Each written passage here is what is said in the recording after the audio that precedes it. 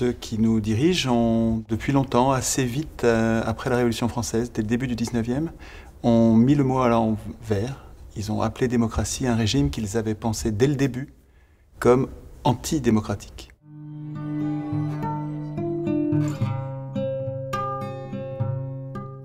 C'est-à-dire que dès le début, ils voulaient un régime des possédants, des riches. D'ailleurs, au début, le suffrage était censitaire.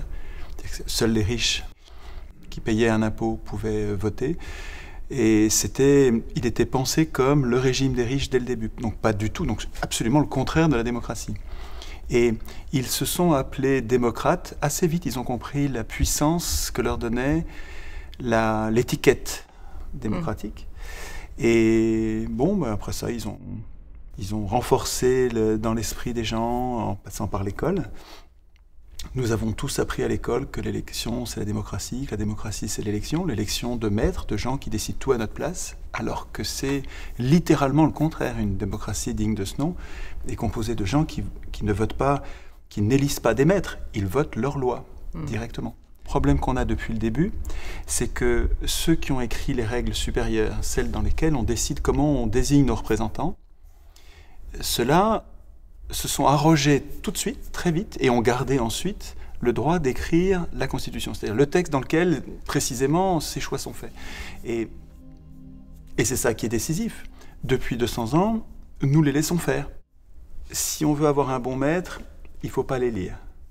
Ou si on veut vraiment les lire, il faut avoir nous-mêmes écrit la Constitution qui va nous permettre de garder le contrôle si jamais on s'est trompé. Une constitution, c'est un texte qui sert à limiter les pouvoirs. C'est un texte que, si tout se passait bien, c'est une idée géniale, la constitution. C'est une idée qui nous permet, à nous, en tant qu'une bande d'humains désorganisés, nous commençons à faire peuple quand nous voulons vivre ensemble. Quand nous décidons de vivre ensemble, on peut commencer à parler de peuple. Et ces hommes faisant peuple,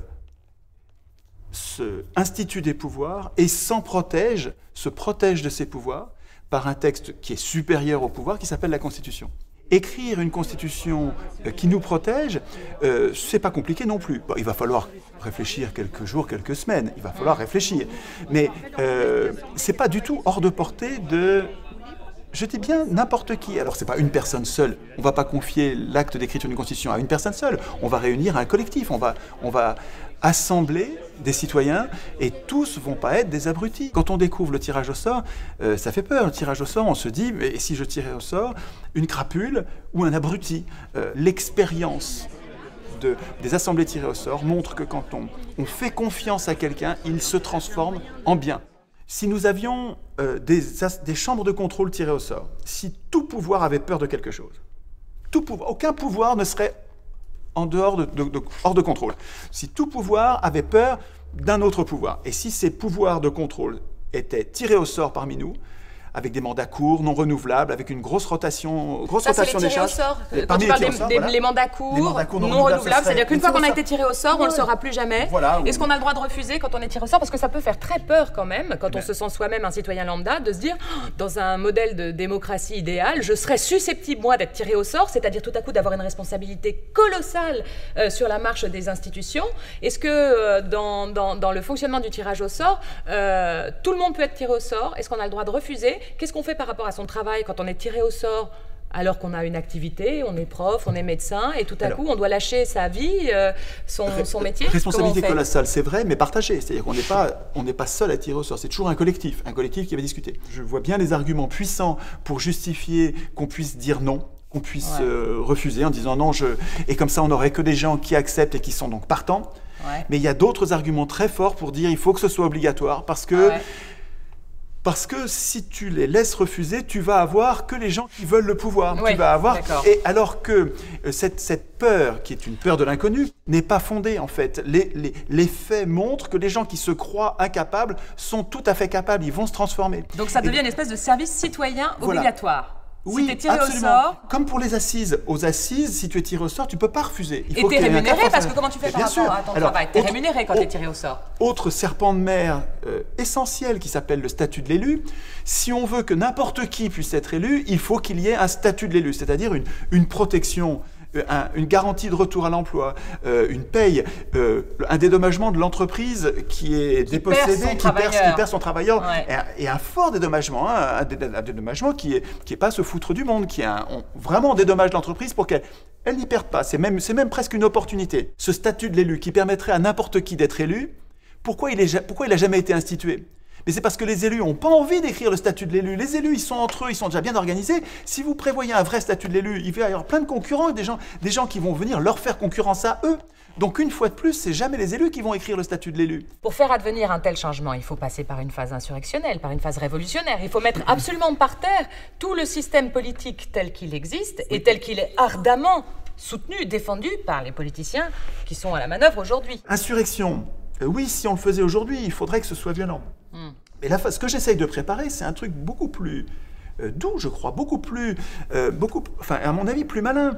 Si nous nous passons le mot entre nous, sans avoir besoin des médias, sans avoir besoin, sauf nos médias, mais sans avoir besoin des médias, disons, mainstream, sans avoir besoin des parlementaires, donc, ni des journalistes, ni des journaux, ni des puissants du moment. Entre nous, à la base, nous nous passons le mot. La prochaine fois qu'on écrit une constitution, on l'écrit nous-mêmes. Hein, c'est pas les professionnels qui vont l'écrire. On se passe le mot et on devient déterminé à l'approche. Et on s'entraîne, on fait des ateliers où on s'entraîne, c'est-à-dire qu'on n'a plus peur parce que on a essayé et c'est vrai que ça a marché, donc le prochain coup, on ne va pas nous le refaire. Si on a vraiment été contagieux, si on est des millions et que là-dedans, il y a des forces de l'ordre, ce ne sera pas forcément violent. Si on a vraiment été contagieux, ce que je vois, c'est de l'enthousiasme débordant. Les gens découvrent une façon de prendre les problèmes épatante. C'est vrai qu'on changerait tout comme ça, et que c'est pas si compliqué. Ce qui compte, c'est que nous soyons entraînés à... Il y a eu beaucoup de débats, c'était vraiment très intéressant, et surtout, la difficulté était de pouvoir gérer le temps de parole de chacun. Enfin, on a quelque chose, mais on n'a pas pu rentrer dans la rédaction proprement parlée de l'article. On s'est un peu auto-censuré, peut-être, dans le sens où on a trouvé ça difficile d'entrer dans la matière. Ça fait partie des entreprises de transport, donc c'est le temps. Oui. Et donc, ce serait quoi la règle, en fait? C'est fondamental. Pourquoi on parle de la même chose? Quelle va être l'impulsion? Qu'est-ce qui va déclencher un référendum sur une telle société? Être plusieurs permet d'avoir le consensus de tout le monde sur des sujets très très riches, très larges, mais dans le même temps, ça ralentit la création d'un article. Pour aller plus vite, il aurait fallu peut-être avoir un petit peu de méthodologie. C'est bien idéalement, mais dans la pratique, je ne suis pas vraiment sûr que ça fonctionne. C'est pas la loterie qui doit déterminer les aspirations majoritaires. Ce qu'il faut, c'est qu'il y ait des gens, ceux qui sont en train d'écrire, le fassent sous le regard des autres, ne soient pas en conflit d'intérêts, n'aient pas un intérêt personnel contraire à l'intérêt général, et puis ça suffira à ce que les règles qu'ils écrivent soient de bien meilleures pour l'intérêt général, avec de bien meilleurs contre-pouvoirs qu'aujourd'hui. Et il y a un dernier truc aussi, dans les principes fondateurs d'une bonne constitution, on n'a pas eu le temps de les faire tous, mais le réféendum d'initiative citoyenne, c'est hyper important. Alors, c'est hyper important dans un régime dans lequel nous élisons des maîtres. Si, quand nous réunissions en assemblée constituante, nous commençons à écrire les règles, et nous décidons que toutes les lois, on n'a vraiment pas envie de les écrire. On n'a pas envie d'écrire toutes ces lois. Le système des élections où il y a des spécialistes, finalement, ça nous va pas mal. Juste, on voudrait mieux les contrôler. Mais les contrôler à tout moment, pas seulement tous les 5 ans. On voudrait, dès qu'on n'est pas content, il faudrait qu'on puisse les virer. Donc il faudrait qu'il y ait un référendum révocatoire à tout moment de notre propre initiative. Et ce ne serait pas le chaos permanent, ça? Mais pas du tout, ça existe. Il y a des tas de pays où ça existe.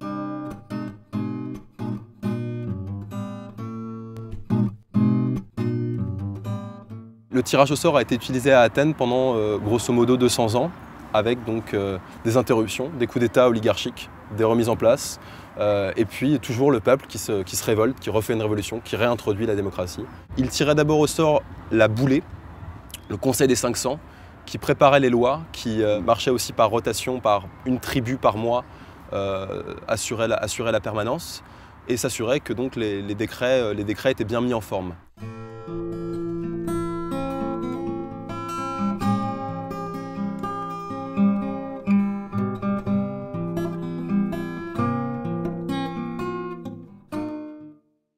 Le tirage au sort des représentants fabrique mécaniquement des gens qui ne se considèrent pas comme des maîtres, parce qu'ils ont été tirés au sort, et pas parce qu'ils ont été choisis comme les meilleurs, mais parce qu'ils ont simplement été choisis par le sort. Ils ne se considèrent pas eux-mêmes comme des maîtres, et ça fabrique des représentants serviteurs. Alors que l'élection, au contraire, par construction, parce qu'elle consiste à, par notre volonté, choisir les meilleurs, elle fabrique intellectuellement, psychiquement, elle fabrique des maîtres, des gens qui se prennent pour les meilleurs et qui se comportent comme les meilleurs, et qui sont vus par les meilleurs, par les électeurs.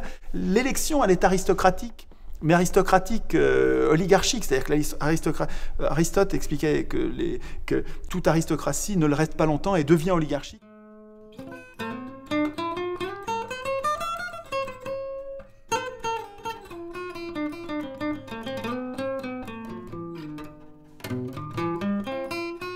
Donc l'élection, en fait, elle fabrique des maîtres, alors que le tirage au sort fabrique des serviteurs. C'est absolument ça, on devrait l'apprendre à l'école, parce qu'il y a un choix de société ensuite. Qui désigne-t-on par élection? Qui désigne-t-on par tirage au sort? C'est pas aux élus de décider, parce qu'eux, évidemment, ils vont préférer l'élection, mais c'est pas à eux de choisir. Nous choisirions le tirage au sort, au moins pour nos représentants, pour désigner des serviteurs.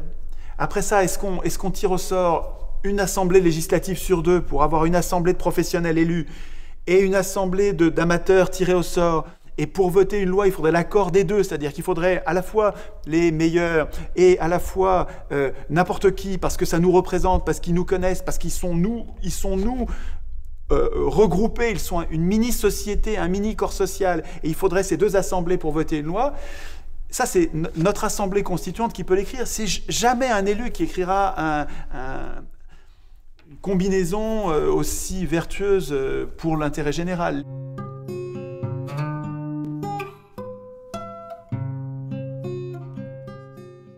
Pour moi, l'antisémitisme, c'est une saloperie. Pour moi, les racismes et les systèmes de bouc émissaire qui consistent à reporter sur l'étranger ou sur l'autre nos misères sont des catastrophes absolues qui nous conduisent à des massacres. Donc l'islamophobie, mais pas seulement l'islamophobie, toutes les phobies, à chaque fois que tu fais une généralité sur une population maudite, une population que tu rends bouc émissaire, c'est une catastrophe et c'est des fausses solutions à tous les coups.